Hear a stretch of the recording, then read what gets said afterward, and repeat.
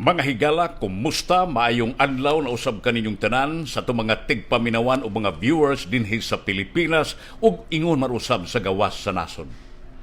Kadlawon sa Agosto 19 kun wa ko masayop, kalit nga napawong ang connection sa internet sa PLDT. Naapektuhan ang akong kalihukan sa akong trabaho sa opisina ug of course, dakong epekto sa akong mga klase sa college students nako. Sa miaging duha ka semana, nagsugod na magyud ang mga klase sa universidad ug mga kolehiyo.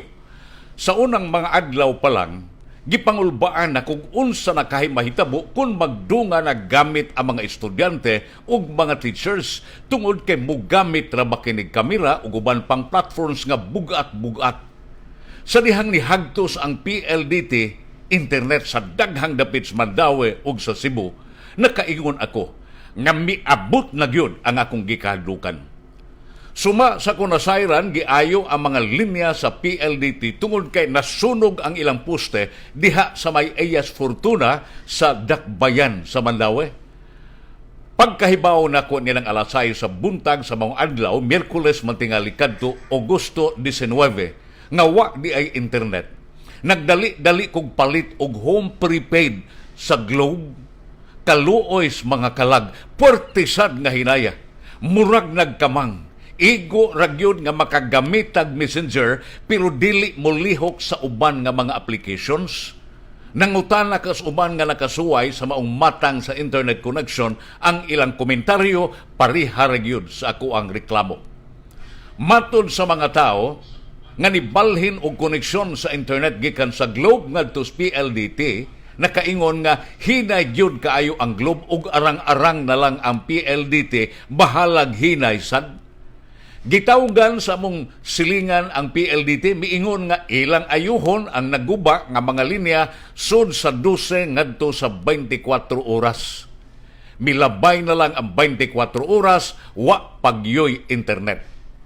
Ang akong klase nitong Huwebes, Agosto 20, pinaagi unta sa online, wa gyud in town matigayon.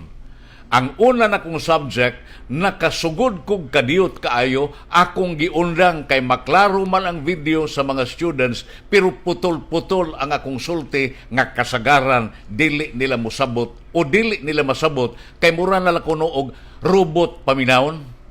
Pag-abot sa ikaduhang period sa akong klase, akong gisuwayan basig makasuod nako.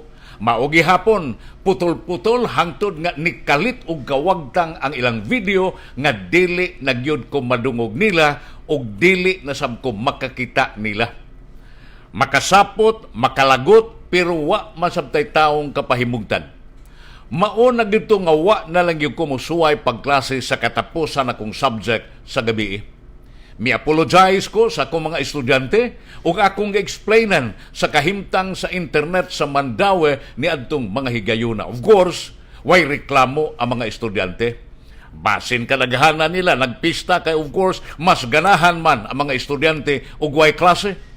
Para dili taon maalkanse ang akong mga estudyante, ako lang unta nga i-upload ang akong PowerPoint presentation aron makatuon sila. Then kung okay na ang internet, basig makahatag ko nilang quiz, pag-evaluate sa ilang nakatunan, human nilang basa.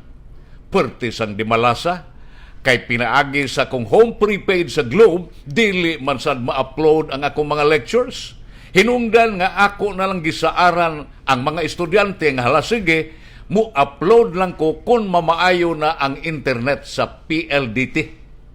Mga kaigsuunan, personal kini nga experience nga nasayod sab ko nga naka-experience sab ang uban niini tungod sa kahinayod sa internet dinhi sa nason.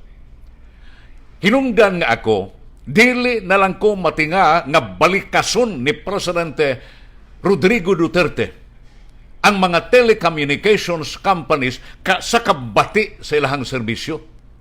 Na atol sa miaging State of the Nation Address, ang presidente iyang gitagalan ang mga telcos kon telecommunication companies nga tarungon ang ilang serbisyo kay kun dili i-take over yun ni sa gobyerno. Wa ko magtuo nga nagkomedyas Duterte ni ini apan para kanako layo raoy ang buwan sa Disyembre.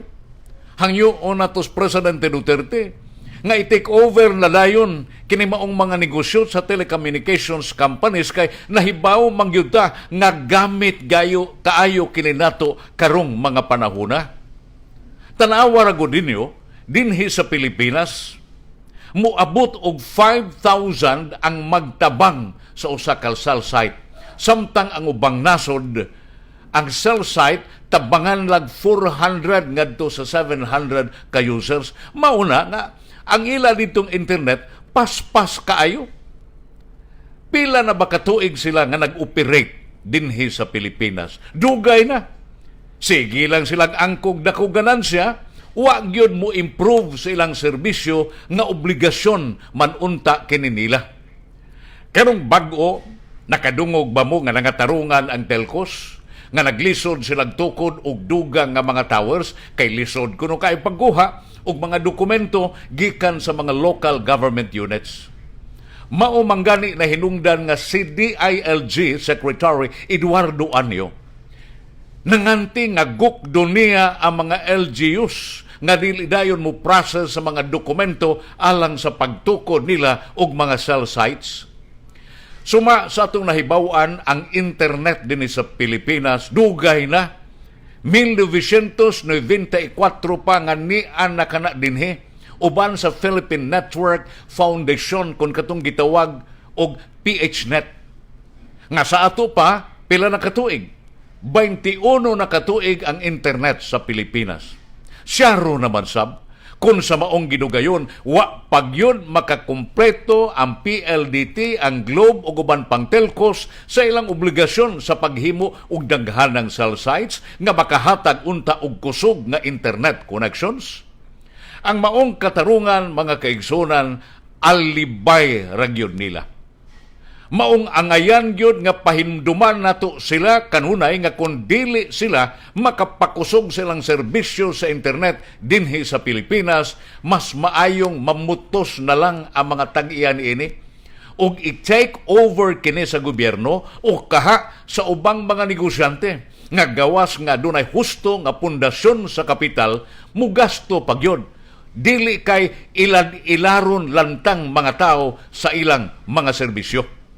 Daghang salamat kung daghan kitang magpakabana pag-aksyon, makatabang kita sa solusyon. Kini si Amy Bustillo hangtod sa sunod natong komentaryo dinhi sa Murag Radio.